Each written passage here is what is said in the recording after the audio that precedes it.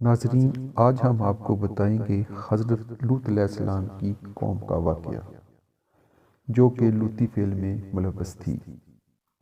حضرت لوط علیہ السلام کے گھر میں فرشتے مہمان بن کر اترے تھے اور قوم ان نوجوانوں اور صاحب حسن جمال مہمانوں کو دیکھ کر دوڑی حضرت لوط علیہ السلام کے گھر آئی۔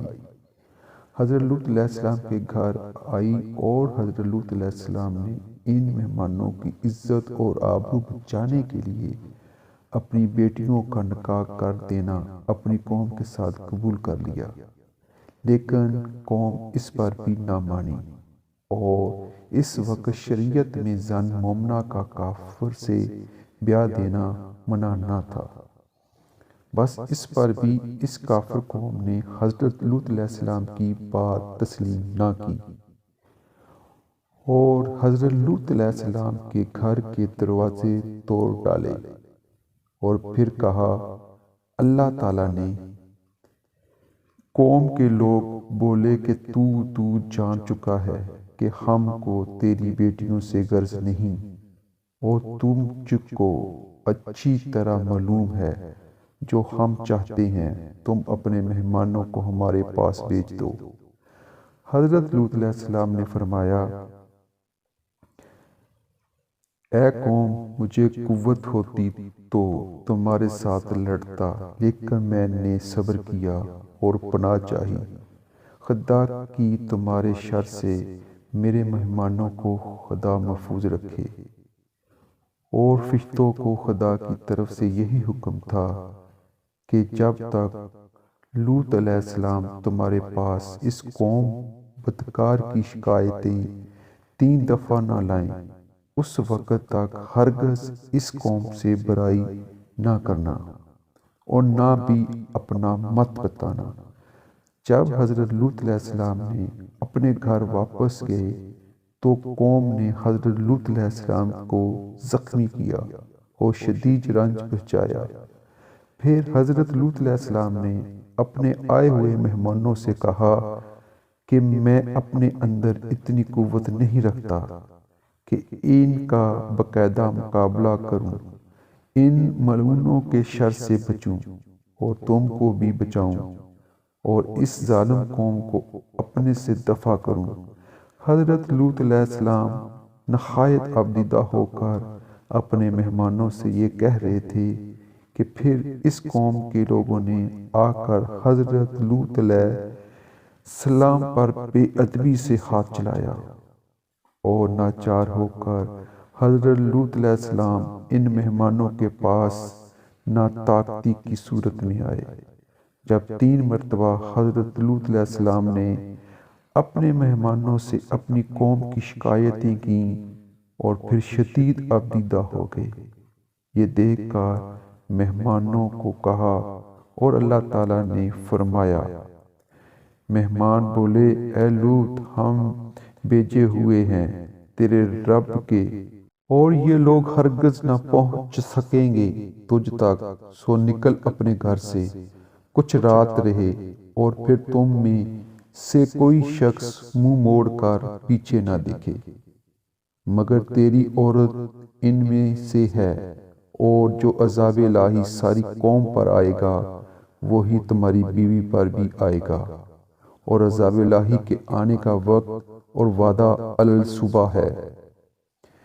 پھر مہمانوں نے حضرت لوط علیہ السلام سے اچھی طرح ظاہر کر دیا، ہم لوگ سب اللہ تعالیٰ کے بھیجے ہوئے فرشتے ہیں اور قوم لوط پر عذاب الہی لے کر آئے ہیں، اور ہم لوگ یہ بتا دینا چاہتے ہیں کہ آپ آج کی شب بس قوم سے بچ کر کسی محفوظ جگہ پر چلے جائیں جہاں اللہ تعالیٰ کا حکم ہو، کیونکہ آج شب کو صبح کے وقت اس قوم پر عذاب الہی آئے گا۔ حضرت لوط علیہ السلام نے مزید معلومات کی صورت میں ان فرشتوں سے پوچھا کہ یہ عذاب اول شب آئے گا یا آخری شب؟ اتنے میں وہ مردود بھی حضرت لوط علیہ السلام کے گھر کو کودنے لگے اور کہنے لگے، پھر اللہ تعالیٰ فرماتا ہے، اے لوط، ابھی تک صبح نزدیک نہیں ہوئی، یعنی اے لوط صبح ہو رہی ہے، مگر تم نے جو ہم سے کہا تھا وہ اب تک کچھ نہ کیا۔ اور یہ کہتے ہی ان لوگوں کا چاہا کہ فرشتوں پر دسترازی ہو۔ یہ کیفیت دیکھ کر حضرت جبرائیل علیہ السلام کچھ معمولی سی حرکت کی اور بے حکم خدا وہ فی الفور طمس ہو گئے، یعنی آنکھ ناک منہ ان کے یکساں ہو گئے، جیسا کہ حق سبحان اللہ تعالیٰ فرماتا ہے، اور تحقیق ارادہ کیا حضرت لوط کے مہمانوں پر دست درازی کا، تو کھو دی ہم نے ان کی آنکھیں۔ اب چکھو عذاب میرے کو اور پہنچو اس مصیبت کو جو تمہارے واسطے تیار کی گئی ہے۔ پھر اس کے بعد فوراً ہی ان پر شدید عذاب الہی نازل کیا گیا۔ وہ وقت بالکل صبح کا تھا تاکہ اللہ تعالیٰ اپنا وعدہ پورا کر سکے، مجرموں کے کردار کی سزا دے سکے۔ اللہ تعالیٰ فرماتا ہے، بے شک نازل ہوا ان پر عذاب صبح کے وقت، سو وہ بہت بڑا عذاب تھا تاکہ تم کو معلوم ہو جائے میرا عذاب اور مصیبت۔ چنانچہ پہلا عذاب اس قوم پر یہ ہوا کہ ان کی آنکھیں نہ رہیں اور ناک نہ رہا۔ وہ بابیلا کرنے لگے، اسی غصہ میں بولے کہ لوط علیہ السلام نے اپنے گھر میں جادوگروں کو بلا رکھا ہے۔ پھر کہنے لگے، اے لوط تو اپنے آئے ہوئے مہمانوں سے کہہ دے کہ وہ ہماری آنکھیں اچھی کر دیں تو ہم ان پر برے فعلوں سے توبہ کر لیں گے۔ یہ سن کر حضرت جبرائیل علیہ السلام نے اپنا پر ان کے چہروں پر مل دیا۔ اسی وقت ان کی آنکھیں، ناک اور منہ بالکل درست ہو گئے۔ پھر جب وہ ٹھیک ہو گئے تو انہوں نے پھر ان کی دست درازی اور کثرت کیا۔ اس مرتبہ ان کا تمام بدن خشک اور شل ہو گیا۔ پھر توبہ کی۔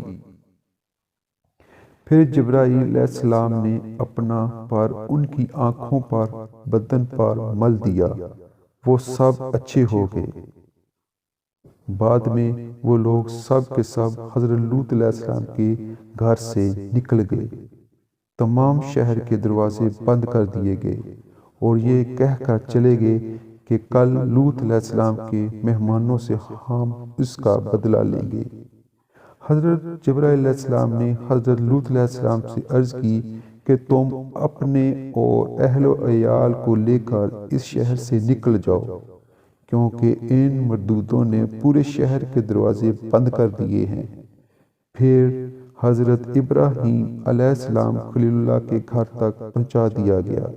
چونکہ حضرت لوط علیہ السلام کی بیوی کافرہ تھی، اس لیے آپ نے اسے چھوڑ دیا اور اپنی بیٹیوں کو لے کر حضرت خلیل اللہ کے گھر داخل ہوئے۔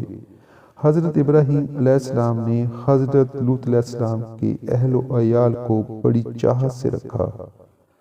بعد اس کے جب آفتاب طلوع ہوا تو خدا کے حکم سے حضرت جبرائیل علیہ السلام نے اپنا پر زمین کے نیچے دے کر شہرستان لوط کو اس طرح سے پلٹ دیا کہ ایک پتا درخت کا اور ایک حلقہ دروازے کا نہ ہلا۔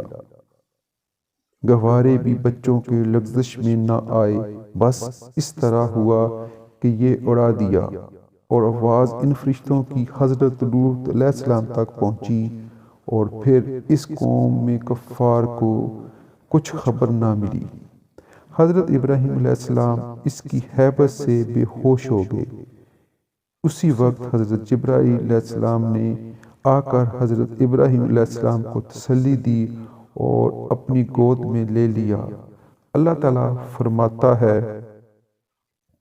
جب پہنچا حکم ہمارا، ڈالی وہ بستی نیچے اور اوپر، برسائی ہم نے ان پر کنکریاں پتھر کی تہ بہ تہ۔ حضرت لوط یہ حال دیکھ کر تاسفِ زاری کرنے لگے۔ شہر کی طرف نگاہ اٹھا کر دیکھا تو بہت خراب ہو چکا ہے، اور ہر شخص کے گلے میں لعنت کا طوق پڑا ہوا ہے، اور اس طوق پر اس کا نام بھی لکھا ہوا تھا۔ اللہ تعالیٰ فرماتا ہے، نشان کیے ہوئے نزدیک پروردگار تیرے کے، اور نہیں ہے وہ ظالموں سے دور۔ حضرت ابراہیم علیہ السلام نے حضرت جبرائیل علیہ السلام سے پوچھا، اس قوم کا کون سی جگہ ٹھکانہ ہے؟ وہ بولے کہ ان لوگوں کا 7 طبق نیچے دوزخ میں ٹھکانہ ہوگا۔ حشر کے دن حساب سے فارغ کر کے ان لوگوں کو دوزخ میں ڈال دیا جائے گا۔